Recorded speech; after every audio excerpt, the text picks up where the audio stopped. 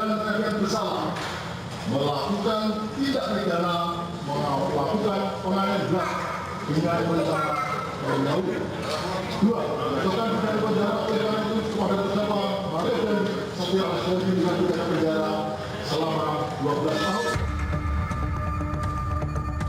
Vonis 12 tahun yang dijatuhkan Majelis Hakim Pengadilan Negeri Jakarta Selatan pada terdakwa Mario Dandi Satrio seperti angin surga yang disambut sorak-sorai keluarga korban.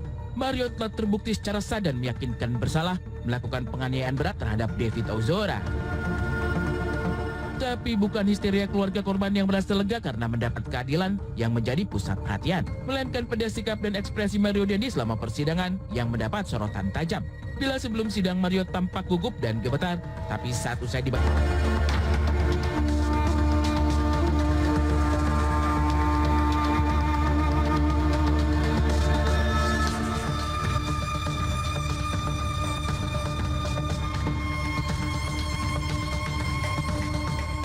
Kalau dari video pertama dia terlihat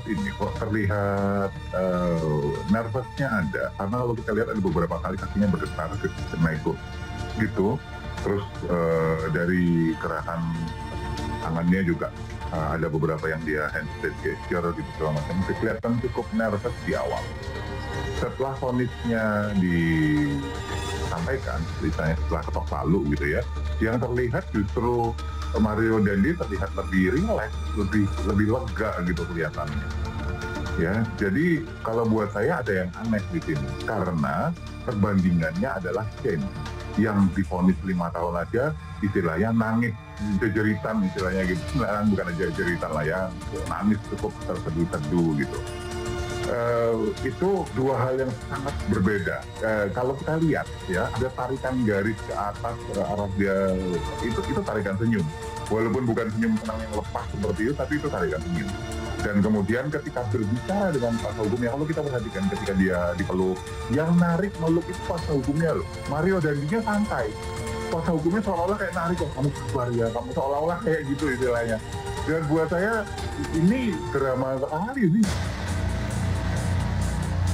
Di sisi lain, vonis 12 tahun yang dijatuhkan Majelis Hakim Pengadilan Negeri Jakarta Selatan pada Mario Dandi adalah jawaban yang dinanti keluarga David Ozora. Vonis tersebut dirasa cukup adil, lantaran Majelis Hakim mempertimbangkan dengan bijak sejumlah keadaan, terkhusus apa yang menimpa David Ozora, korban penganiayaan. Lagi pula, vonis ini pun tidaklah berbeda dari tuntutan jaksa penuntut umum. Tapi bagaimana dengan pihak Mario Dandi dan kuasa hukumnya? Adilkah vonis tersebut? Vonisnya tadi juga kami apresiasi karena tetap dibuka peluang untuk melanjutkan mungkin ke perbuatan melawan hukum perdata, itu yang buat kami juga optimis bahwa penegakan hukum ketika dikawal seperti ini bisa membuat kita sedikit lega. Tetap memiliki pemikiran bahwa perencanaan itu karena ini sangat berat pidananya ya, ancaman pidananya 12 tahun itu harus clear ya, membedakan mana memang rencana, karena kalau misalnya kita lihat dalam perkara ini perencanaannya itu kan haruslah sesuai, kalau pandangan kami ya, sesuai dengan kejadiannya. Nah, tapi ternyata majelis memiliki pandangan yang lain, cuman kami tetap menghargai dan kami akan pikir-pikir terhadap itu. Jika ditimbang vonis dengan tindakan penganiayaan Mario Dandi terhadap David Ozora sampai alami koma, tentu tak bisa membuat keluarga cukup puas. Apalagi gara-gara perbuatan keji tersebut, David justru menanggung derita yang paling pedih. Tapi apa boleh buat? Bagi keluarga, upaya untuk mendapat keadilan tak hanya sampai di vonis.